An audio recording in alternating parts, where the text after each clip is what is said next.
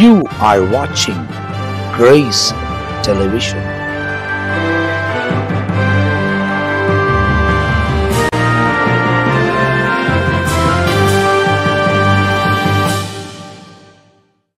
பிரியமானவர்களே, ஆண்டவர் இயேசுவின் நாமத்தில் வாழ்த்துக்கள். மீண்டும் ஒரு முறை தேவ வார்த்தை சொல்லுவதற்கு ஆண்டவர் கொடுத்த இந்த அற்புதமான தயவுக்காக, நேரத்துக்காக தேவனை துதிக்கிறேன். இந்த நாட்களில் இருதயம் நொறுக்கப்பட்டவங்களுக்கு, மனம் உடைஞ்சி போனவங்களுக்கு, விடுதலை பெற முடியாமல் தவிக்கிறவங்களுக்கு, எப்படி எங்களுக்கு யார் இருக்காங்கன்னு சொல்லி ஏக்கத்தோடு இருக்கிறவர்களுக்கு இந்த வார்த்தைகளை கொண்டு பிரசங்கிக்கப்படுகிறது. 34ஆம் சங்கீதத்தின் 18ஆம் வசனத்தை மையமாக வைத்துதான் கடந்த 5 செய்தி கொடுத்திருக்கிறேன். இது 6வதாக ஒரு வார்த்தை கூட உங்கள் காதுகளில் விழுகிறது. அப்போ யாருக்கு ஆண்டவர் என்ன பண்ணுறார்? நொறுங்கின இருதயம் உள்ளவர்களுக்கு சமீபமாக இருக்கிறார். மட்டுமல்ல, இன்னொரு காரியம் கூட செய்கிறார். என்னது? காயங்களை கட்டுகிறார். 147ஆம் சங்கீதத்தின் 3ஆம் வசனம், இருதயம் நொறுங்குண்டவர்களை குணமாக்குகிறார், அவர்களுடைய காயங்களை கட்டுகிறார். அவருடைய காயங்களை கட்டுகிறார். அப்போ குணமாக்குகிற தேவன் தொடர்ந்து என்ன பண்ணுறான்னு சொன்னால், அந்த காயத்தை கட்டுகிறார். காயம் கட்டும் தேவன். இப்போ எதனாலெல்லாம் காயம் வருதுன்னு பார்த்தால் அது ஒரு பெரிய செய்தியாக மாறும். வார்த்தையால் காயப்படுத்தப்படுகிற அனுபவம் இருக்குது. சிலர் ஈட்டியால் குத்துவாங்க, அதான் வார்த்தை போல காயப்படுத்துகிற அனுபவம். ஆனால் ஆண்டவர் யாருன்னா காயம் கட்டுகிற தேவன். ஏசாயா 61:1 நீங்கள் பார்க்கும்போது, ஆண்டவர் அதற்காகவே இந்த உலகத்திற்கு வந்தார். ஆண்டவர் இயேசு இந்த உலகத்துக்கு வருவதற்கு முன்பு ஒரு 750 வருஷத்துக்கு முன்னாடியே அவர் இந்த உலகத்தில் வந்து என்ன செய்ய போகிறார் என்பதாக அவரை குறித்து ஆண்டுடைய வார்த்தை சொல்லுகிறது. 1ஆம் வசனம், 2ஆம் வசனம், ஆவியானவர் என்மேல் இருக்கிறார், சிறுமைப்பட்டவளுக்கு சுவிசேஷத்தை அறிவிக்க கர்த்தரினை அபிஷேகம் பண்ணினார். இந்த வார்த்தையை பாருங்க, இருதயம் நொறுங்குண்டவர்களுக்கு காயம் கட்டுதல். இன்னும் கூடுதலான வார்த்தைகளும் உண்டு. இருதயம் நொறுங்கி போயிடுச்சு. அப்போ இருதயம் நொறுங்கி போயிடுச்சுன்னா அவங்க என்ன, அந்த வார்த்தை என்ன சொல்லுது? காயம் கட்டுறாரா. அப்போ இருதயம் நொறுங்கும்போது அங்கே ஏதோ ஒரு ரணம் உருவாகிறது, காயமாகிறது.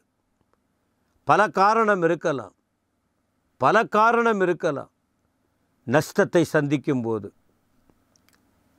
அவமதிக்கப்படும் போது, தோல்வியை காணும்போது, சுகவீனம் அடையும் போது, கைவிடப்பட்ட நிலையில் இருக்கும்போது அந்த இருதயம் நொறுங்குண்டு ஒரு காயப்பட்டதை போல உணர்வுகள் ஏற்படுகிறது. ஆண்டவர் என்ன பண்ணுறாரா? காயம் கட்டுகிறவர். அதற்காகவே இந்த உலகத்தில் வருவதற்கு முன்பே அவரை பற்றி சொல்லப்பட்டது. இந்த உலகத்தில் வந்த பிறகும் 33 வருடத்தில் 3.5 வருட காலத்தில் அதை செய்தார். அதன் பிறகு 2000 வருடமாக அவர் இருதயம் நொறுங்கி போன மக்களின் காயங்களை கட்டுகிறார். நிறைய பேர் சாட்சி சொல்லுவாங்களே, நீங்கள் இந்த யூடியூப்லேயே பார்க்க முடியுமே, ஆலயத்தில் வந்து பார்க்க முடியுமே. இன்றைக்கும் அவர் மாறாதவர், இன்றைக்கும் அவர் அற்புதங்களை செய்கிறவர், இன்றைக்கும் அவர் உயிருள்ளவராய் இருக்கிறார். இருதயம் நொறுங்கி போனவர்களின் காயங்களை கட்டுகிற தேவன். எரேமியா 30ஆம் அதிகாரத்தின் 17ஆம் வசனம் சொல்லுகிறது பாருங்கள், அவர்கள் உன்னை விசாரிப்பாரற்ற சீயோன் என்று சொல்லி உனக்கு தள்ளுண்டவள் என்று பெயரிட்டபடியால் உன்னை தள்ளிட்டாங்க. இனி அவ்வளவுதான் உன் வாழ்க்கை, உனக்கு இனி யாருமே இல்லை என்று உன்னை தள்ளிவிட்டவங்கன்னு பேர் பெற்றாலும் நான் உனக்கு ஆரோக்கியம் வரப்பண்ணுவேன். ஆரோக்கியம் வரப்பண்ணி உன் காயங்களை ஆற்றுவேன். காயங்களை கட்டுகிறவர் காயங்களை ஆற்றுகிற தேவன். இப்போ காயங்கட்டுறது, காயத்தை ஆற்றுறதுன்னா பொதுவாக காயப்பட்டவங்க காயம் ஆறுவதற்கு என்ன செய்வாங்க? நாட்டு மருத்துவம் அல்லது வீட்டில் ஏதோ மருத்துவம் பண்ணுவாங்க, இல்லைன்னா மருத்துவமனைக்கு செல்வாங்க, டாக்டர்கிட்ட போவாங்க. ஏன் காயப்பட்டது, ஏன் இந்த பிரச்சனை வந்தது, அதற்கேற்ற நிலையை கண்டுபிடித்து என்னென்ன செய்யணுமோ அதை செய்வாங்க. ஆனால் இங்கே பாருங்கள், இருதயம் நொறுங்குண்டு போய் காயப்பட்டவங்களை அவர் காயத்தை கட்டுகிறார், காயத்தை ஆற்றுகிறார். எந்தெந்த நிலையில் காயம் கட்டுகிறார், எந்தெந்த நிலையில் அவர் காயத்தை ஆற்றுகிறார்னு பார்க்கும்போது இங்கே நிறைய வாய்ப்பு இருக்குது. அவர் தழும்புகளினாலே காயம் கட்டப்படுகிறது, ஆற்றப்படுகிறது. தழும்புகளினால் குணமானீர்கள். அவர் வார்த்தையாலே அவர் காயம் கட்டுகிறார், காயத்தை ஆற்றுகிறார். வேதத்தில் எவ்வளோ பேர் உடைஞ்சு போனவங்க இருக்காங்க, கைவிடப்பட்ட நிலையில் இருக்காங்க, மரண எல்லைக்குள்ளே தன் குடும்பத்தார் மரித்தபோது அனாதை போல துடித்தவங்க இருக்காங்க. அவங்கள பார்த்து ஆண்டவர் சொல்லி இருப்பார், ஸ்திரீயே அழாதே, நீங்கள் அழாதீங்க.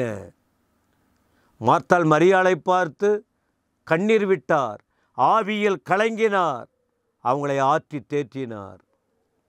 இப்படி அநேகருடைய வாழ்க்கை பிரியமானவர்களே, அன்னைக்கு மட்டும்தானா? இன்றைக்கும் இந்த ஆண்டவர். அதனால்தான் ஆலயத்தில் காயம் கட்டும் தேவன், காயத்தை ஆற்றுகிற தேவனை குறித்து வசனங்களை விளக்கி காட்டி, இந்த ஆண்டவரை நீங்கள் நம்புங்கள், உங்கள் காயம் கட்டப்படும், உங்கள் காயம் ஆற்றப்படும், அவர் ஆற்றி தேற்றுகிற தேவன் என்ற நம்பிக்கையுள்ள வார்த்தைகளை சொல்லி ஜனங்கள் சீர்கெட்டு போகாமல், ஜனங்கள் சிதறடிக்கப்பட்டு போகாமல், ஜனங்கள் ஸ்திரப்படும்படி, ஆண்டவருக்காக வாழும்படி, வார்த்தையை கேட்டு வளம் பெறும்படி, வல்லமையால் நிரப்பப்படும்படி, ஆண்டவருடைய மகத்துவத்துக்குள்ளே நுழையும்படி, அவர் கொடுக்கும் ஆசீர்வாதங்களால் பெற்று மகிழும்படி வார்த்தைகளை ஆலயத்தில் சொல்லுகிறோம், இந்த நேரலையில் சொல்லுகிறோம், இந்த மீடியா வாயிலாக அறிவிக்கிறோம். நம்புறீங்களா? ஒரு மனுஷன் எருசலேமிலேருந்து எரிகோவுக்கு போனான். லூக்கா 10ஆம் அதிகாரத்தில் பார்க்குறோம், 34. எரிகோ, எருசலேமில் இருக்கிறான், எரிகோ போகிறான். ஒரு சமாதானமுள்ள இடத்துலேருந்து வேதனையான இடத்துக்கு போகிறான். போகிற வழியில் அவனுக்கு ஆபத்து வந்தது. திருடர்கள் அவனை அடித்து வஸ்திரங்களை கழற்றி அவன் உடலை கிழித்து காயப்படுத்திட்டாங்க. அதை அங்கே சொல்லியிருக்கு, நீங்கள் பார்க்க முடியும். அந்த பக்கம் நிறைய பேர் போகிறாங்க, யாரும் கண்டுக்கலை. ஆனால் ஒரே ஒரு மனுஷன் அங்கே போகிறாரு, சமாரியன். அவன் போயிட்டு அவனை பார்த்து அவனுக்கு உதவி செய்து அவன் காயங்களை கட்டி காயங்களை ஆற்றி சத்திரத்தில் விட்டுட்டு, நான் அவனுக்கு ஹெல்ப் பண்ணுறேன், இன்னும் ஏதாவது நீங்கள் அவனை பார்த்து பராமரித்து கொள்ளுங்க, அவனுக்கு இன்னும் ஏதாவது அதிகமானால் நான் வந்து செய்கிறேன் என்று சொல்லி அந்த சமாரியன் கடந்து போகிறான். சமாரியன் இயேசு அல்ல, ஒப்பிட்டு சொல்லுவாங்க, அந்நியன். ஒருவன் இன்னொருத்தவன் வந்து ஹெல்ப் பண்ணான். அதை போல் பிரியமானவர்களே, நாம் யாரோ, நம்ம ஆண்டவர் யாரோ, ஆனால் அவர் நம்மை படைத்த தேவன். நாம் இந்த உலகத்தில் காயப்படுத்தப்படுகிறோம், கைவிடப்படுகிறோம். அவர் நம்மை தேடி வந்தார். உலகம் கைவிடும்போது, உறவுகள் கைவிடும்போது, மற்றவர்கள் நம்மை காயப்படுத்தும் போது, கல்வாரி சிலுவையில் நமக்காக காயப்பட்ட ஆண்டவர், அந்த காயத்தின் வலி என்னன்னு அவருக்கு தெரியும். அவர் நம்மை தேடி வந்து காயங்களை கட்டுகிறார், காயங்களை ஆற்றுகிறார். செய்ய வேண்டியது என்ன தெரியுமா? உங்கள் உள்ளத்தில் அவரை விசுவாசிக்க வேண்டும். அவரை தேவனாய், அவரை இரட்சகராய், அவரை மணவாளனாய், அவரை ராஜாதி ராஜாவாய் உள்ளத்தில் ஏற்றுக்கொண்டு வாழும்போது இப்பொழுதே இன்றைக்கே உங்கள் வாழ்க்கையில் ஒரு பெரிய மாற்றம் வரும். நம்புறீங்களா? அந்த அனுபவத்தை பெற்றுக்கொள்ள விரும்புகிறீங்களா? பரம தகப்பனே ஸ்தோத்திரம். இந்த வார்த்தையின்படி ஒவ்வொருவரையும் தொட்டு காயங்களை கட்டுகிறவரே, காயங்களை ஆற்றுகிறவரே, நீங்கள் அந்த அற்புதத்தை செய்யும்படி வேண்டுகிறோம். ஜனங்கள் உம்மை பின்பற்றி வாழட்டும். கிரிய செய்யும். இயேசுவின் நாமத்தில் பிதாவே, ஆமென், ஆமென்.